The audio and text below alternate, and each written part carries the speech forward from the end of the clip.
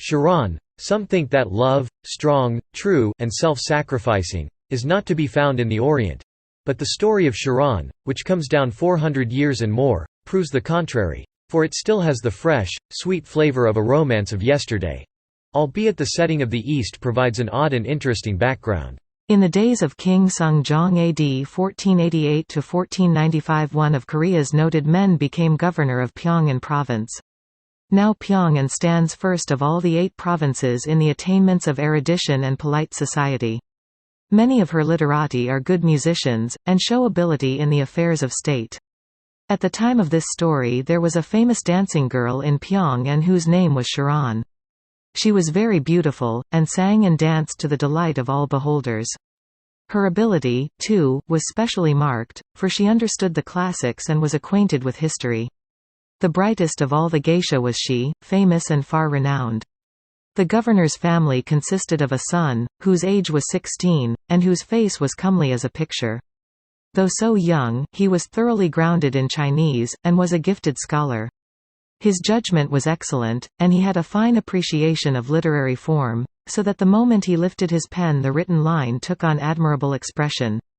His name became known as Kidong, the gifted lad. The governor had no other children, neither son nor daughter, so his heart was wrapped up in this boy. On his birthday he had all the officials invited and other special guests, who came to drink his health.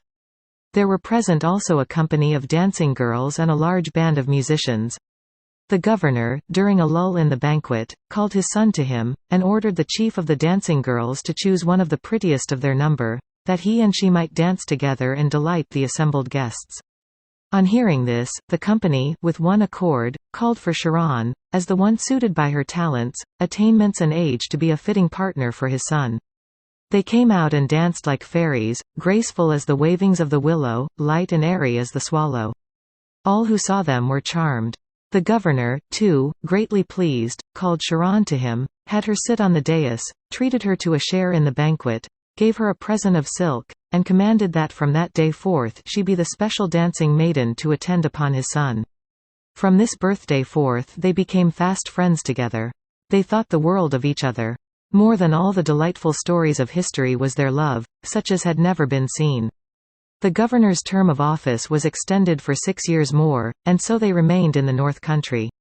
Finally, at the time of return, he and his wife were in great anxiety over their son being separated from Charan. If they were to force them to separate, they feared he would die of a broken heart. If they took her with them, she not being his wife, they feared for his reputation. They could not possibly decide, so they concluded to refer the matter to the son himself.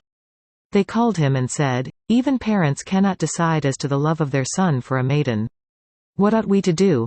You love Charan so that it will be very hard for you to part, and yet to have a dancing girl before you are married is not good form, and will interfere with your marriage prospects and promotion. However, the having of a second wife is a common custom in Korea, and one that the world recognizes. Do as you think best in the matter." The son replied, "There is no difficulty. When she is before my eyes, of course she is everything, but when the time comes for me to start for home she will be like a pair of worn shoes, set aside, so please do not be anxious." The governor and his wife were greatly delighted, and said he was a superior man indeed. When the time came to part, Charan cried bitterly, so that those standing by could not bear to look at her, but the son showed not the slightest sign of emotion. Those looking on were filled with wonder at his fortitude. Although he had already loved Charan for 6 years, he had never been separated from her for a single day, so he knew not what it meant to say goodbye, nor did he know how it felt to be parted. The governor returned to Seoul to fill the office of Chief Justice, and the son came also. After this return, thoughts of love for Charan possessed Kidong, though he never expressed them in word or manner. It was almost the time of the Kam-si examination. The father, therefore, ordered his son to go with some of his friends to a neighboring monastery to study and prepare. They went, and one night, after the day's work was over and all were asleep, the young man stole out into the courtyard. It was winter, with frost and snow and a cold, clear moon. The mountains were deep and the world was quiet, so that the slightest sound could be heard. The young man looked up at the moon and his thoughts were full of sorrow. He so wished to see Charan that he could no longer control himself, and fearing that he would lose his reason, he decided that very night to set out for far distant Pyongyang. He had on a fur headdress, a thick coat, a leather belt and a heavy pair of shoes. When he had gone less than 10 li, however, his feet were blistered, and he had to go into a neighboring village and change his leather shoes for straw sandals, and his expensive head cover for an ordinary servant's hat. He went thus on his way, begging as he went. He was often very hungry, and when night came, was very, very cold. He was a rich man's son and had always dressed in silk and eaten dainty fare, and had never in his life walked more than a few feet from his father's door. Now there lay before him a journey of hundreds of miles. He went stumbling along through the snow, making but poor progress. Hungry and frozen nearly to death, he had never known such suffering before. His clothes were torn and his face became worn down and blackened till he looked like a goblin. Still on he went, little by little, day after day, till at last, when a whole month had gone by, he reached Pyongyang. Straight to Charan's home he went, but Charan was not there, only her mother. She looked at him, but did not recognize him. He said he was the former governor's son and that out of love for Charan he had walked 500 li. "Where is she?" he asked. The mother heard, but instead of being pleased was very angry. She said, "My daughter is now with the son of the new governor, and I never see her at all. She never comes home, and she has been away for 2 or 3 months. Even though you have made this long journey there is no possible way to meet her." She did not invite him in, so cold was her welcome. He thought to himself, "I came to see Charan, but she is not here. Her mother refuses me, I cannot go back, and I cannot stay. What shall I do?" While thus in this dilemma a plan occurred to him. There was a scribe in Pyongyang, who, during his father's term of office, had offended, and was sentenced to death.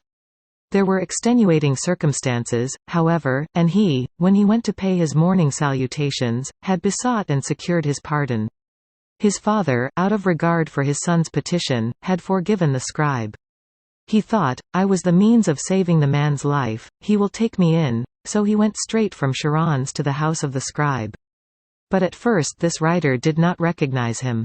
When he gave his name and told who he was, the scribe gave a great start, and fell at his feet making obeisance. He cleared out an inner room and made him comfortable, prepared dainty fare and treated him with all respect. A little later he talked over with his host the possibility of his meeting Charan. The scribe said, "I am afraid that there is no way for you to meet her alone, but if you would like to see even her face, I think I can manage it. Will you consent?" he asked as to the plan. It was this. It being now a time of snow, daily coolies were called to sweep it away from the inner court of the governor's yamen, and just now the scribe was in charge of this particular work. Said he, "If you will join the sweepers, take a broom and go in. You will no doubt catch a glimpse of Charan as she is said to be in the hill kiosk. I know of no other plan." Kidong consented. In the early morning he mixed with the company of sweepers and went with his broom into the inner enclosure, where the hill kiosk was, and so they worked at sweeping. Just then the governor's son was sitting by the open window and Charan was by him, but not visible from the outside. The other workers, being all practiced hands, swept well. Kidong alone handled his broom to no advantage, knowing not how to sweep. The governor's son, watching the process, looked out and laughed, called Charan and invited her to see this sweeper. Charan stepped out into the open hall and the sweeper raised his eyes to see. She glanced at him but once, and but for a moment, then turned quickly, went into the room, and shut the door, not appearing again, to the disappointment of the sweeper, who came back in despair to the scribe's house. Charan was first of all a wise and highly gifted woman. One look had told her who the sweeper was. She came back into the room and began to cry. The governor's son looked in surprise and displeasure, and asked, "Why do you cry?" She did not reply at once, but after 2 or 3 insistent demands told the reason thus, "I am a low-class woman. You are mistaken in thinking highly of me, or counting me of worth. Already I have not been home for 2 whole months and more. This is a special compliment and a high honor, and so there is not the slightest reason for any complaint on my part. But still, I think of my home, which is poor, and my mother. It is customary on the anniversary of my father's death to prepare food from the official quarters, and offer a sacrifice to his spirit, but here I am imprisoned and tomorrow is the sacrificial day. I fear that not a single act of devotion will be paid. I am disturbed over it, and that's why I cry." The governor's son was so taken in by this fair statement that he trusted her fully and without a question. Sympathetically he asked, "Why didn't you tell me before?" He prepared the food and told her to hurry home and carry out the ceremony. So Charan came like flaming fire back to her house, and said to her mother, "Kidong has come and I have seen him. Is he not here? Tell me where he is if you know." The mother said, "He came here, it is true, all the way on foot to see you, but I told him that you were in the yamen and that there was no possible way for you to meet, so he went away and where he is I know not." Then Charan broke down and began to cry. "Oh, my mother, why had you the heart to do so cruelly?" she sobbed. "As far as I am concerned I can never break with him nor give him up. We were each 16 when chosen to dance together, and while it may be said that men chose us, it is truer still to say that God hath chosen. We grew into each other's lives, and there was never such love as ours. Though he forgot and left me, I can never forget and can never give him up." The governor, too, called me the beloved wife of his son, and did not once refer to my low station. He cherished me and gave me many gifts. 'Twas all like heaven and not like earth. To the city of Pyong and gentry and officials gather as men crowd into a boat. I have seen so many, but for grace and ability no one was ever like Kidong. I must find him, and even though he casts me aside I never shall forget him. I have not kept myself even unto death as I should have, because I have been under the power and influence of the governor. How could he ever have come so far for one so low and vile? He, a gentleman of the highest birth, for the sake of a wretched dancing girl has endured all this hardship and come so far. Could you not have thought, mother, of these things and given him at least some kindly welcome? Could my heart be other than broken?" And a great flow of tears came from Charan's eyes. She thought and thought as to where he could possibly be. "I know of no place," said she, "unless it be at such and such a scribe's home." Quick as thought she flew thence, and there they met. They clasped each other and cried, not a word was spoken. Thus came they back to Charan's home side by side. When it was night Charan said, "When tomorrow comes we shall have to part. What shall we do?" They talked it over, and agreed to make their escape that night. So Charan got together her clothing, and her treasures and jewels, and made 2 bundles, and thus, he carrying his on his back and she hers on her head, away they went while the city slept. They followed the road that leads toward the mountains that lie between Yongtok and Mange San counties. There they found a country house, where they put up, and where the governor's son became a sort of better-class servant. He did not know how to do anything well, but Charan understood weaving and sewing, and so they lived. After some time they got a little thatched hut by themselves in the village and lived there. Charan was a beautiful sewing woman, and ceased not day and night to ply her needle, and sold her treasures and her jewels to make ends meet. Charan, too, knew how to make friends, and was praised and loved by all the village. Everybody felt sorry for the hard times that had befallen this mysterious young couple, and helped them so that the days passed peacefully and happily together. To return in the story, on awaking in the morning in the temple where he and his friends had gone to study, they found Kidong missing. All was in a state of confusion as to what had become of the son of the Chief Justice. They hunted for him far and wide, but he was nowhere to be found, so word was sent to the parents accordingly. There was untold consternation in the home of the former governor. So great a loss, what could equal it? They searched the country about the temple, but no trace or shadow of him was to be found. Some said they thought he had been inveigled away and metamorphosed by the fox, others that he had been eaten by the tiger. The parents decided that he was dead and went into mourning for him, burning his clothing in a sacrificial fire.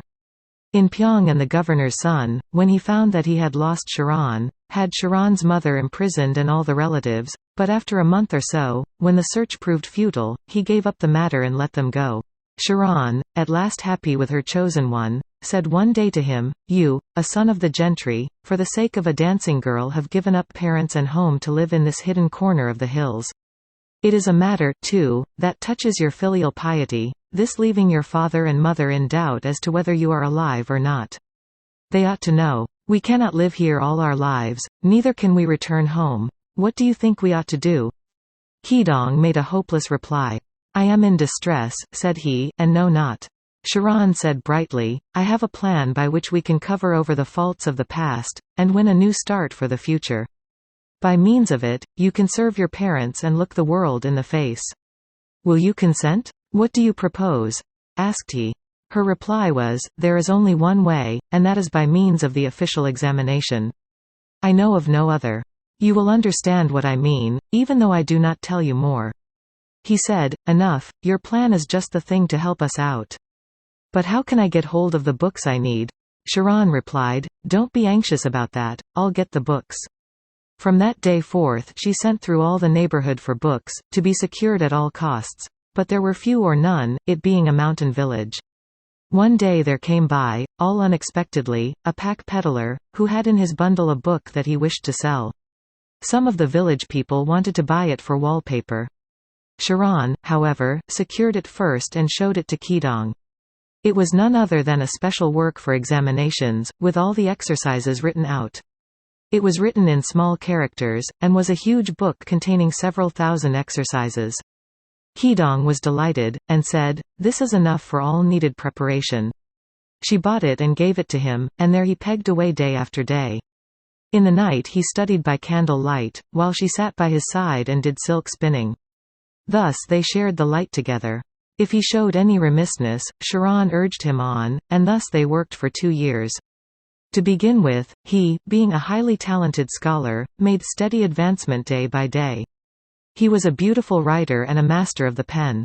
His compositions, too, were without a peer, and every indication pointed to his winning the highest place in the Kwago examination. At this time a proclamation was issued that there would be a special examination held before His Majesty the King. So Charan made ready the food required and all necessaries for him to go afoot to Seoul to try his hand. At last here he was, within the palace enclosure. His Majesty came out into the examination arena and posted up the subject. Kidong took his pen and wrote his finished composition. Under the inspiration of the moment his lines came forth like bubbling water. It was finished. When the announcement was made as to the winner, the king ordered the sealed name of the writer to be opened. It was, and they found that Kidong was first. At that time his father was prime minister and waiting in attendance upon the king. The king called the prime minister, and said, "It looks to me as though the winner was your son, but he writes that his father is chief justice and not prime minister. What can that mean?" He handed the composition paper to the father, and asked him to look and see. The minister gazed at it in wonder, burst into tears, and said, "It is your servant's son. 3 years ago he went with some friends to a monastery to study, but one night he disappeared, and though I searched far and wide I have had no word of him since. I concluded that he had been destroyed by some wild animal, so I had a funeral service held and the house went into mourning. I had no other children but this son only. He was greatly gifted and I lost him in this strange way. The memory has never left me, for it seems as though I had lost him but yesterday. Now that I look at this paper I see indeed that it is the writing of my son. When I lost him I was Chief Justice, and thus he records the office, but where he has been for these 3 years, and how he comes now to take part in the examination, I know not." The king, hearing this, was greatly astonished, and at once before all the assembled ministers had him called. Thus he came in his scholar's dress into the presence of the king. All the officials wondered at this summoning of a candidate before the announcement of the result. The king asked him why he had left the monastery and where he had been for these 3 years. He bowed low, and said, "I have been a very wicked man, have left my parents, have broken all the laws of filial devotion, and deserve condign punishment." The king replied, saying, "There is no law of concealment before the king. I shall not condemn you even though you are guilty, tell me all." Then he told his story to the king. All the officials on each side bent their ears to hear. The king sighed, and said to the father, "Your son has repented and made amends for his fault. He has won first place and now stands as a member of the court. We cannot condemn him for his love for this woman. Forgive him for all the past and give him a start for the future." His Majesty said further, "The woman Charan, who has shared your life in the lonely mountains, is no common woman. Her plans, too, for your restoration were the plans of a master hand. She is no dancing girl, this Charan. Let no other be your lawful wife but she only. Let her be raised to equal rank with her husband, and let her children and her children's children hold highest office in the realm." So was Kidong honored with the winner's crown, and so the prime minister received his son back to life at the hands of the king. The winner's cap was placed upon his head, and the whole house was whirled into raptures of joy. So the minister sent forth a palanquin and servants to bring up Charan. In a great festival of joy she was proclaimed the wife of the minister's son. Later he became one of Korea's first men of state, and they lived their happy life to a good old age. They had 2 sons, both graduates and men who held high office.